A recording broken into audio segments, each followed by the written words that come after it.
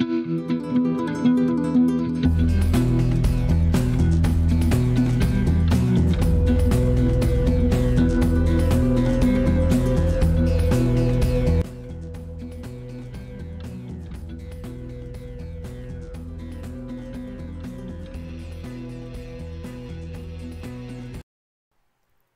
ce tuto, on va voir ensemble comment installer le framework Django dans un conteneur Docker. Alors, vous allez me dire, c'est quoi Docker? De vous et moi, on va voir ensemble la définition, c'est quoi Docker sur Google. Allez, c'est parti. Dans le navigateur Chrome, on tape Docker.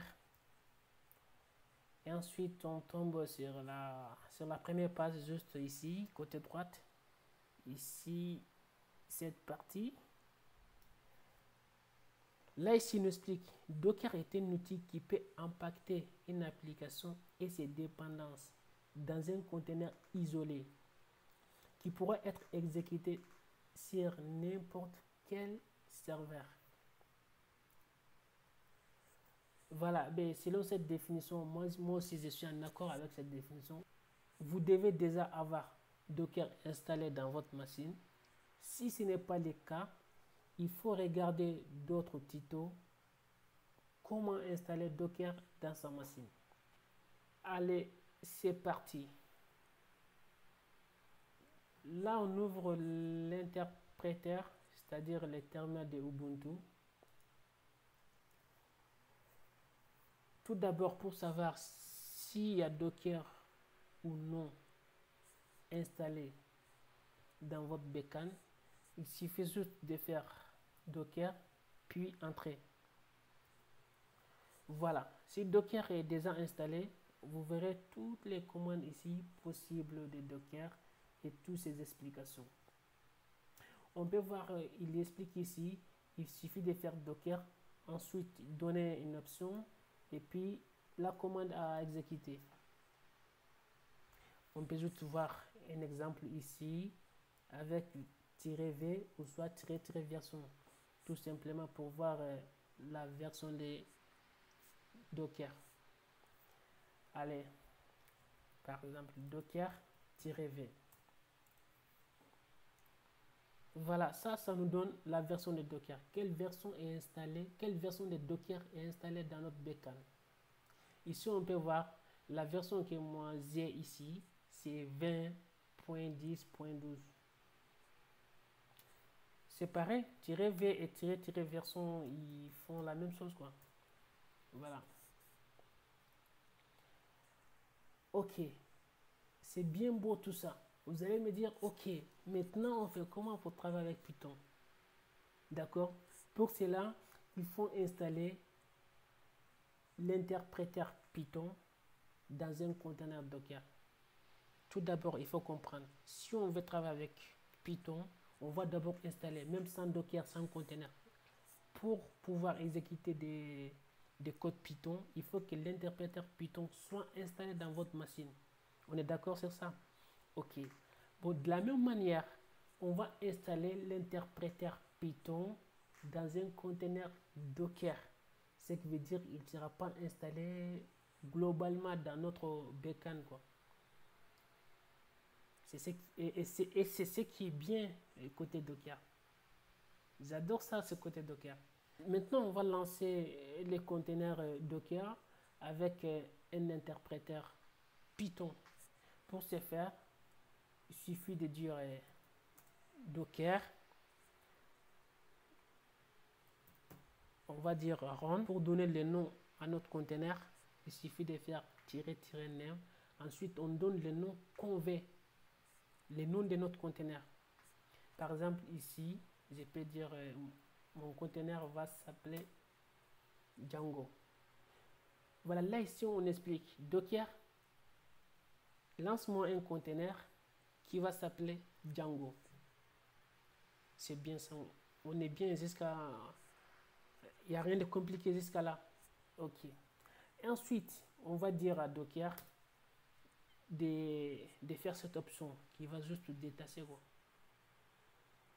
Et ensuite, à partir de là, on peut demander quelle image, à partir de quelle image il faut créer ces conteneurs.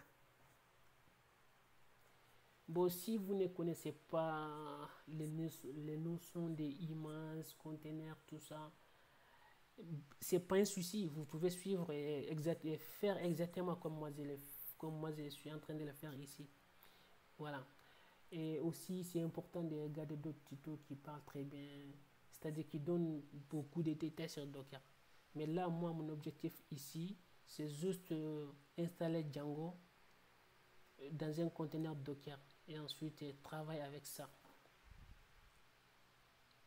Voilà. Bon, notre image, on était là. Après, on va donner une image. Notre image sera Python. Voilà. Retenez ça. Le nom de notre conteneur, c'est tuto Django. Et dans ce conteneur, à partir de, il va lancer ce conteneur à partir de l'image Python.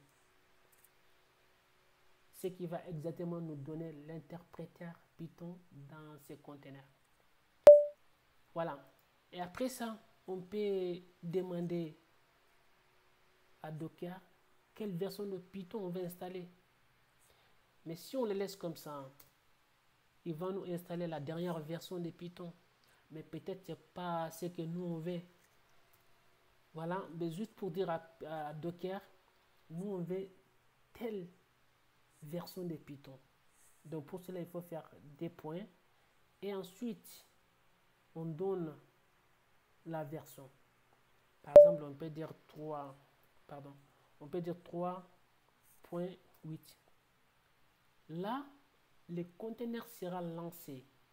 Et à l'intérieur de ce conteneur, il y aura un interpréteur de Python version 3.8. En exécutant cette commande, il va nous créer un conteneur. Et dans ce conteneur, il y aura l'interpréteur Python version 3.8.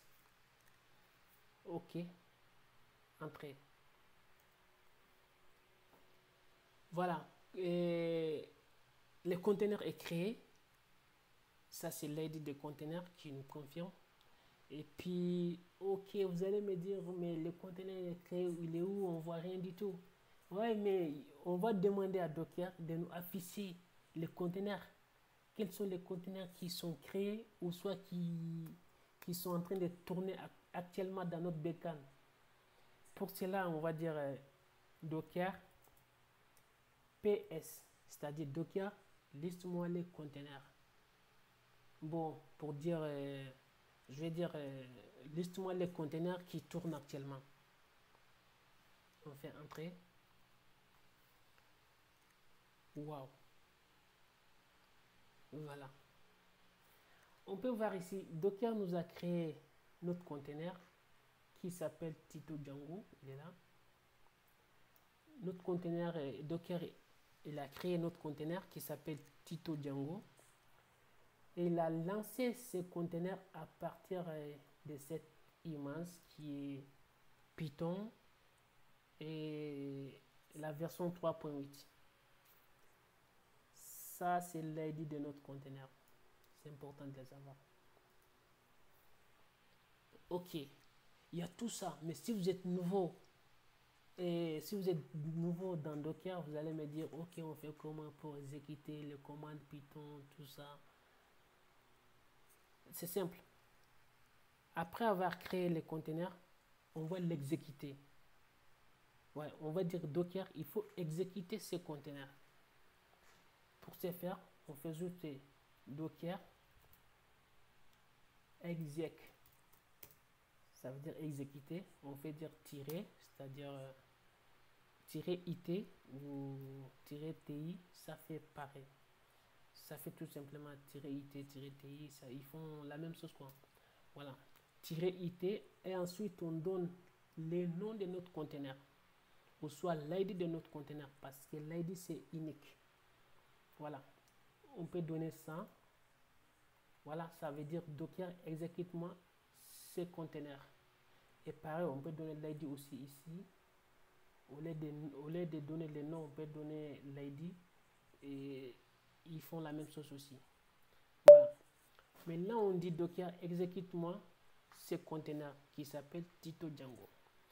Voilà, Docker, ce qui attend de nous maintenant. Docker, ce qu'il attend de nous maintenant, c'est ok, je vais exécuter quoi dans Tito Django. Là, on va dire bash. Voilà, on fait entrer. Boum, ça y est. Ça y est. Ouais, bien sûr, ça y est. Notre conteneur est prêt. Maintenant, on peut exécuter n'importe quelle commande de Python ici. Vous ne me croyez pas? On va essayer. On va dire, par exemple, même dans sa propre machine, si, je vais dire, sans Docker, sans conteneur, si on installe Python dans notre propre bécane, on peut voir la version de Python en faisant -v. C'est pareil, j'ai fait la même commande ici. Vous voyez, il va nous afficher.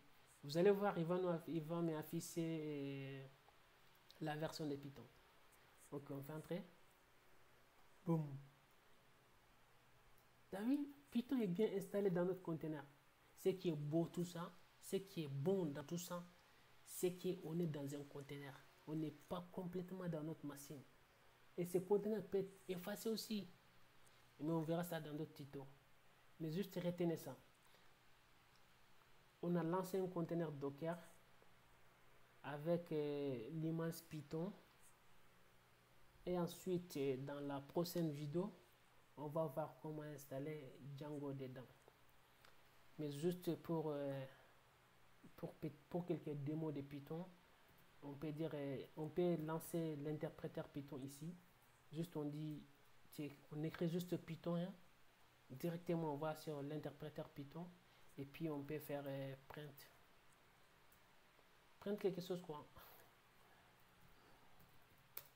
On peut dire print hello world. Bravo.